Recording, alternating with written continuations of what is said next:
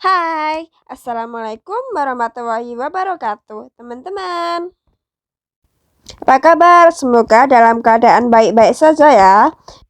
Di video kali ini, kita bersama Kak Elva, Kak Endah, Kak Eri, dan Kak Irma. Oke teman-teman, langsung saja kita akan mempresentasikan terkait dengan posisi humas. Waktunya presentasi. Humas sekolah merupakan fungsi atau departemen dalam sebuah lembaga pendidikan yang bertanggung jawab untuk mengelola dan memelihara hubungan antara sekolah dengan berbagai pihak yang terkait, termasuk siswa, orang tua, guru, staf sekolah, dan masyarakat umum. Tujuan utama humas di dalam lembaga pendidikan atau sekolah yaitu membangun dan menjaga citra positif sekolah, serta memfasilitasi komunikasi yang efektif antara sekolah dan berbagai pemangku kepentingan. Artinya tujuan utama dari humas di dalam lembaga pendidikan itu menjaga citra positif sekolah, yaitu bagaimana caranya memberikan citra atau hal-hal yang positif terhadap sekolah, entah itu terhadap komunikasi maupun di dalam. Tugas pokok dari humas menurut Rahmati 1992 yaitu menyelenggarakan dan bertanggung jawab atas menyampaikan informasi atau pesan secara lisan, tertulis, atau melalui gambar kepada publik sehingga publik mempunyai pengertian yang hal ihwal perusahaan atau lembaga segenap tujuan serta kegiatan yang dilakukan. Nah, jadi tugas pokok humas ini sebagai yang bertanggung jawab atas menyampaikan informasi maupun informasi tersebut dalam secara lisan ataupun tertulis kepada publik atau masyarakat dari suatu lembaga atau perusahaan. Kemudian tugas pokok humas juga memonitoring, merekam, dan mengevaluasi tanggapan serta pendapat umum atau masyarakat. Kemudian mempelajari dan melakukan analisis reaksi publik terhadap kebijakan perusahaan atau lembaga maupun segala macam pendapat. Kemudian menyelenggarakan hubungan baik dengan masyarakat dan media massa untuk memperoleh penerimaan publik, pendapat umum, dan perubahan sikap. Tugas pokok humas ini dapat berbeda-beda tergantung pada jenis organisasi, sektor industri, atau lingkungan kerjanya. Namun, pada intinya, tugas dari humas sendiri yaitu membangun dan menjaga hubungan yang baik antara organisasi dengan publiknya melalui komunikasi yang efektif dan transparan. Peran humas dalam suatu organisasi atau perusahaan menurut Ruslan 2014 yaitu yang pertama sebagai komunikator. Nah, komunikator ini jadi humas harus mempunyai kemampuan komunikasi yang baik secara langsung maupun tidak langsung melalui media cetak atau elektronik dan juga lisan, atau misalkan tatap muka dan sebagainya. Nah, di samping itu, humas juga harus bertindak sebagai mediator dan sekaligus persuader. Yang kedua yaitu relationship, yaitu kemampuan peran humas membangun hubungan yang positif antara lembaga yang diwakilkan dengan publik internal dan eksternal.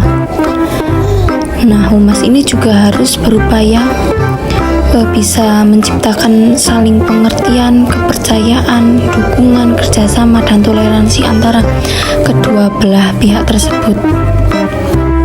Yang ketiga yaitu backup management, yaitu dapat melaksanakan dukungan manajemen atau menunjang kegiatan lainnya, misalnya seperti manajemen promosi, untuk mempromosikan pemasarannya, operasional, personalia, dan juga sebagainya. Hal itu untuk mencapai tujuan bersama dalam suatu kerangka tujuan pokok perusahaan dan institusi atau organisasi. Jadi agar bisa mencapai tujuan dari organisasi tersebut. Yang keempat yaitu good image maker, yaitu dapat menciptakan citra atau publikasi yang positif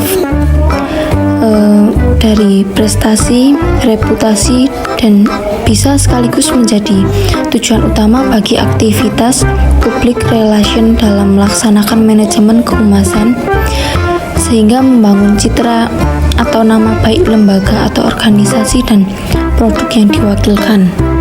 Nah, kemudian job desk atau pekerjaan dari humas itu sendiri.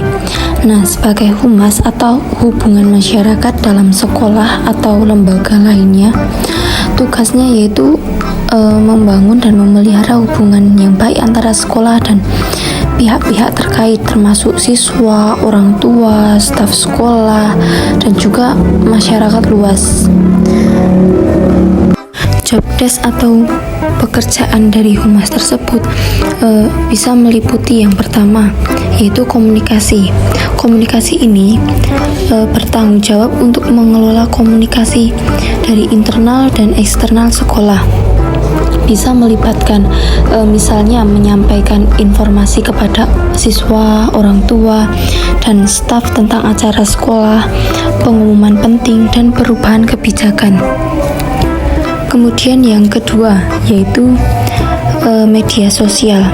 Sebagai humas juga harus bisa mengelola akun media sosial sekolah atau lembaganya, yaitu untuk mempromosikan prestasi siswa, kegiatannya, dan juga dapat informasi penting lainnya, sehingga harus bisa memastikan bahwa konten yang dipromosikan sesuai dengan kebijakan sekolah atau lembaga dan juga mencerminkan citra positif dari sekolah atau lembaga tersebut. Yang ketiga yaitu acara sekolah.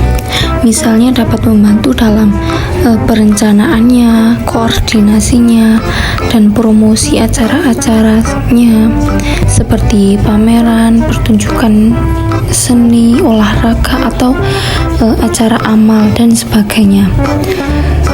Sehingga ini akan melibatkan bekerja sama atau kerjasama dengan staf sekolah, siswa, dan mungkin juga pihak luar untuk memastikan agar acara tersebut bisa berjalan dengan lancar dan mendapatkan perhatian yang layak. Kemudian yang keempat yaitu hubungan dengan media. Humas ini harus bisa menjalin hubungan dengan media lokal untuk mempromosikan pencapaian sekolah atau lembaga, mengatur wawancara atau menyampaikan rilis pers.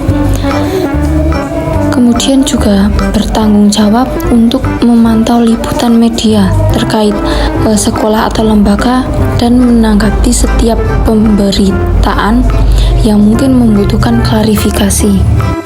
Yang kelima yaitu penyuluhan dan informasi. Humas ini dapat memberikan penyuluhan kepada siswa tentang misalnya isu-isu penting seperti kesehatan, keamanan, atau masalah akademik, dan juga harus menyediakan informasi kepada siswa, orang tua, dan staf tentang program sekolah, penerimaan, atau adanya bantuan finansial yang tersedia dari sekolah atau lembaga tersebut. Kemudian yang keenam yaitu krisis dan manajemen konflik. Dalam situasi krisis atau konflik di sekolah atau lembaga, humas ini dapat berperan dalam menyampaikan informasi yang akurat dan menjaga komunikasi yang jelas antara sekolah dan pihak terkait. Dan juga humas ini juga harus bisa membantu mengelola reputasi sekolah dan membangun strategi untuk mengatasi situasi-situasi sulit itu. Tugas seorang humas dalam sekolah atau lembaga ini dapat bervariasi, tergantung pada kebutuhan dan kebijakan sekolah atau lembaganya tersebut. Dan juga penting untuk berkomunikasi juga dan bekerja sama dengan staf sekolah lainnya untuk memastikan tujuan humas itu bisa tercapai dengan baik dan juga efisien. Melanjutkan yang tadi dari penjelasan yang sebelumnya itu posisi humas dan job desk humas, di sini saya akan menjelaskan bagaimana itu proker tahunan atau program kerja sebagai humas sekolah. Oke, untuk proker tahunan sebagai humas sekolah, di sini program kerjanya itu yang bisa dipertimbangkan ya. Yang pertama itu ada pengelolaan komunikasi internal maupun eksternal. Seperti contohnya itu mengelola dan memperbarui website sekolah, entah itu terkait informasi terkini ataupun berita terkini yang biasanya mungkin beberapa sekolah kalau habis lomba terus nanti menang, nanti bisa dibuatkan pamflet, terus bisa upload juga di akun media sosial ya, diposting, dibuat story ataupun konten yang relevan dan bermanfaat. Bisa juga menerbitkan buletin sekolah ataupun surat kabar sekolah. Itu bisa secara berkala, bisa atau 2 tahun sekali, itu juga boleh banget. Yang kedua itu ada acara sekolah dan kegiatan sosial. Nah, acara sekolah dan kegiatan sosial di sini itu mengkoordinasi dan mempromosikan acara sekolah seperti pameran seni, konser, pertunjukan teater atau lomba. Karena di kurikulum yang sekarang itu memang sangat dibutuhkan sekali. Selain buat akreditasi, itu juga bisa buat berita kaitan nanti penerimaan peserta didik baru juga, dan bisa buat informasi untuk website sekolah tersebut. Lalu mengorganisir kegiatan sosial seperti kegiatan amal, penggalangan dana, atau yang lainnya, itu nanti melibatkan siswa dalam kegiatan masyarakat ya, dalam kegiatan bermasyarakat. Selanjutnya, proker yang harus dipertimbangkan juga sebagai humas sekolah yaitu hubungan dengan orang tua, di mana hubungan dengan orang tua ini sangatlah penting bagi sekolah, karena orang tua juga salah satu pendukung sekolah tersebut. Entah nanti ada mengadakan pertemuan orang tua dan guru secara berkala, atau informasi-informasi terkini tentang sekolah, itu juga harus ada rapat plenonya dengan orang tua kalau nanti seumpama melibatkan biaya sekolah atau melibatkan bantuan pendidikan atau program akademik lainnya. Selanjutnya yaitu hubungan dengan media, di mana menjalin hubungan dengan media lokal dan regional untuk mempromosikan pencapaian siswa dan kegiatan sekolah, entah itu mempersiapkan rilis pers tentang prestasi siswa, acara sekolah, atau inisiatif pendidikan, atau mungkin saat PPDB juga itu beberapa bisa membuat sponsor atau yang lainnya, itu juga bisa. Dan itu sangat dipentingkan ya di era sekarang ini. Selanjutnya yang tidak kalah penting itu ada pendidikan dan kesadaran masyarakat. Soalnya dalam hubungan humas ini kan hubungan sekolah dengan masyarakat ya. Jadinya memang dari pendidikan dan kesadaran masyarakat ini harus sangat dipandang secara intens gitu. Bisa juga mengadakan sesi penyuluhan atau seminar untuk siswa tentang isu-isu penting seperti kesehatan, keamanan, atau penggunaan internet yang aman. Juga bisa mengadakan kampanye kesadaran masyarakat tentang pendidikan atau isu sosial yang relevan dengan menggandeng mitra eksternal seperti organisasi nirlaba atau lembaga pemerintah. selanjutnya yaitu krisis dan manajemen konflik, di mana membantu dalam menyampaikan informasi yang akurat dan tepat waktu selama situasi krisis atau konflik di sekolah itu memang sangat dibutuhkan ya. Mengkoordinasikan upaya komunikasi dan pemulihan reputasi sekolah setelah situasi mungkin beberapa situasi yang cukup sulit. Baiklah teman-teman, cukup itu saja isi video kali ini.